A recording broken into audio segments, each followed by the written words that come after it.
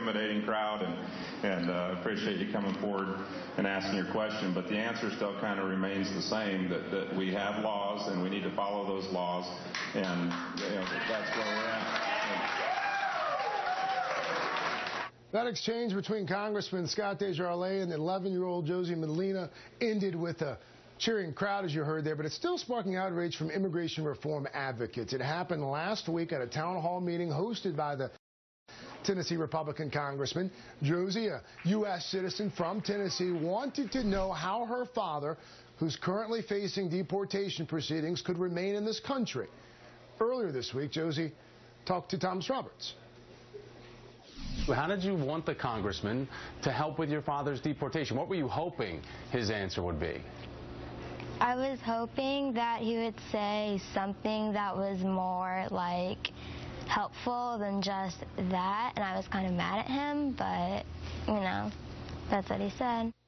Congressman Scott DesJarlais, Republican from Tennessee, joins me live now. Congressman, you issued a statement to our show saying, in part, quote, "I felt I owed Miss Medina an honest answer to her question. We are a nation of laws, and breaking those laws have consequences. While this country has always had a generous immigration policy, we simply cannot condone individuals coming here illegally. As a member of Congress, I strongly believe I have a responsibility to be truthful, even if that means delivering difficult news." You just heard what Josie told my colleague Thomas Roberts there. Do you still contend that the issue of deportation specifically, that aspect of the immigration debate, tearing families apart, do you still contend that it's that cut and dry because of the laws that exist? Well, I think, as I stated, we have a very generous immigration policy, and I think over the past decade we've averaged about 1.4 million naturalizations a year, and about 60% of those are for reunification. So at the town hall, Josie came up and asked a question, and I think the answer is that we are a nation of laws. We have immigration laws on the books, sometimes not being enforced probably the way they should, so there's a lot of confusion and a lot of gray zones.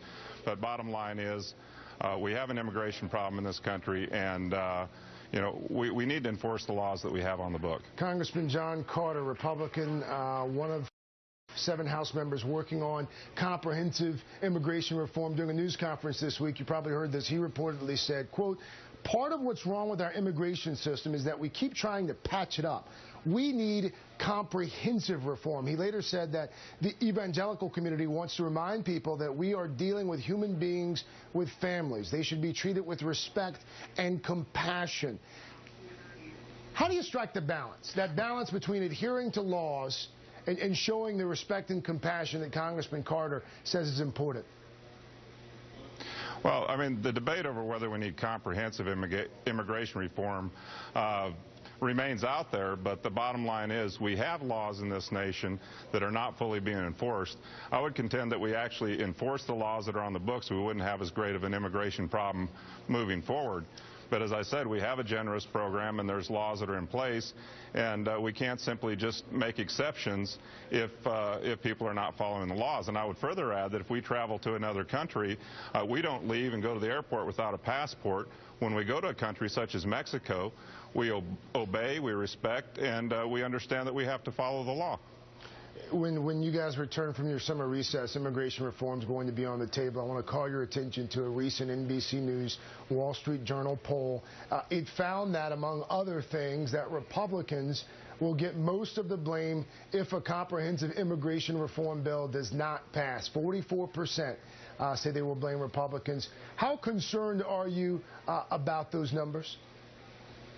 Well, I'm concerned about doing the right thing, and there's polls that say things all over this country. In Tennessee, I think it's clear that we're not for an amnesty bill. I think the Senate bill is somewhat the Obamacare of immigration. When you try to pass comprehensive reform, obviously you don't always get things right, as we've seen with the president's health care law. So I think the House is to take an approach.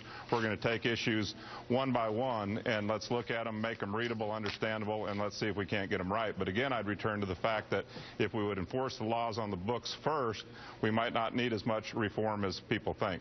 Congressman Scott DesJarlais, thank you so much. We will be right back.